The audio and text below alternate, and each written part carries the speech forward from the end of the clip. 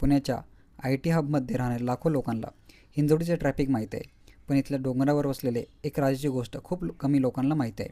असा राजा ज्याच्या एका हुकमावर आजही 7 गावाची वस्ती नतमस्तक होते. आज आपण फक्त मंदिर पाहणार नाही, तर वाकड हिंजवडीच्या मातीतील तो इतिहास उलगडणार आहे, जी कदाचित तुम्हाला कधीच माहिती नसेल. प्रवासाची पहिली भेट होते वाकडच्या हनुमान मंदिरात. पण इथे फक्त दर्शन नाही, तर एक विस्मरणीय श्रद्धा जपली जाते. जत्रेच्या दिवशी जेव्हा भाविक आपल्या पाठीमध्ये गळ टोचतात, तेव्हा विज्ञानही थक्क होते. म्हणतात की गळ टोचणे म्हणजे केवळ नवस फेडणे नाही, तर स्वतःच्या शरीराचा अहंकार कमी करणे आणि स्वतःला देवाच्या चरणी अर्पण करणे.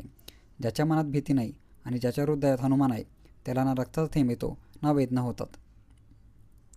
आता वळूया या भागाच्या मुख्य दैवत श्री मातोबा महाराजांकडे. पण कोण आहे हे मातोबा महाराज?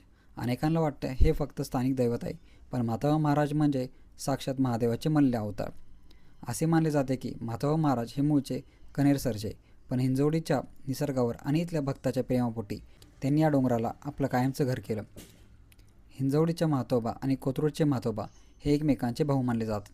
आजही हिंजवडीची जत्रा कोथरूडची मानाची काठी आल्याशिवाय पूर्ण होत नाही. हा शेकडो वर्षांचा बंध आजही घट्ट आहे. जत्रेत सर्वोच्च बिंदू म्हणजे बगाड. तुम्ही अनेक रथ पाहिले असतील, पण म्हातोबांचा बगाड काही वेगळाच आहे. बगाड म्हणून निवडला गेलेला भक्त अनेक दिवशी अन्नाचा त्याग करतो. तेव्हा त्याला त्या उंच खांबाला टांगून हवेत फिरवले जाते. तेव्हा तो भक्त जमिनीवर नसून जणू देवाच्या सानिध्यात असतो. त्या रथाला लावलेले 10-12 बैलजोड्या जेव्हा धावतात, तेव्हा तो वेग आणि ती भक्ती पाहून अंगावर शहारे येतात. ते केवळ एक प्रदर्शन नाही, तर बगाड हा देवाचा प्रतिनिधी म्हणून गावाला आशीर्वाद देत असतो अशी भावना आहे. शेवटी मी पोचलो हिंजवडीच्या त्या डोंगर माथ्यावर, जिथे म्हातोबा आणि शंकराचे सानिध्य आहे. लोक याला हिंजवडीची जेजुरी असे म्हणतात, कारण इथे एळकोटचा जल्लोष आणि भंडाचा उधळ होतो. खाली करोडो रुपयाचे IT साम्राज्य उभे आहे, पण या डोंगरावर अजूनही एक प्राचीन शांतता आणि पवित्र जपले जाते.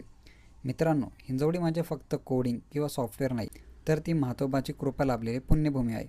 इथल्या मातीत हा वारसा तुम्हाला कसा वाटला? जर तुम्हाला हे अनुभवले असेल तर कमेंटमध्ये चांगलं नक्की लिहा आणि संस्कृतीचा हा अनमोल ठेवा सर्वांपर्यंत पोहोचण्यासाठी हा व्हिडिओ शेअर करा.